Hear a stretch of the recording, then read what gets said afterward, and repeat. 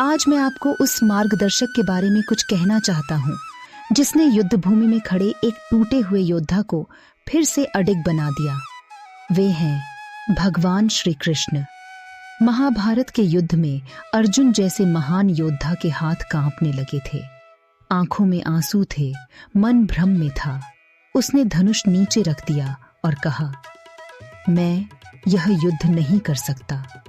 सोचिए, जो कभी नहीं हारा वो भी डर गया था। क्यों? क्योंकि जीवन की सबसे बड़ी लड़ाई बाहर नहीं, अंदर चलती है।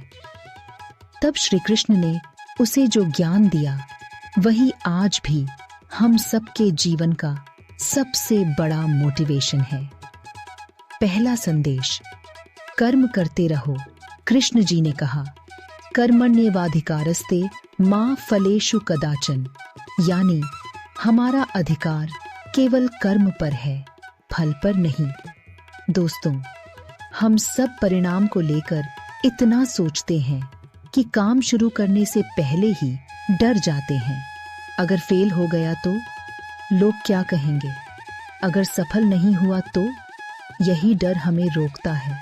कृष्ण जी सिखाते हैं, पूरी ईमानदारी से अपना कर्तव्य करो, बाकी भगवान पर छोड़ दो। जब हम पूरी मेहनत करते हैं तो हार भी हमें कुछ सिखाकर जीत की ओर ले जाती है। दूसरा संदेश, तुम कमजोर नहीं हो। अर्जुन को अपनी शक्ति भूल गई थी। वैसे ही हम भी कई बार खुद को छोटा समझने लगते हैं, पर कृष्ण जी कहते हैं, हर इंसान के भीतर अद्भुत शक्ति छिपी है। जब तुम कहते हो मुझसे नहीं होगा, तब असल में तुम अपनी ही शक्ति पर शक कर रहे होते हो। याद रखो, भगवान ने तुम्हें किसी खास मकसद से बनाया है। तुम बेकार नहीं हो, तुम एक क्षमता है।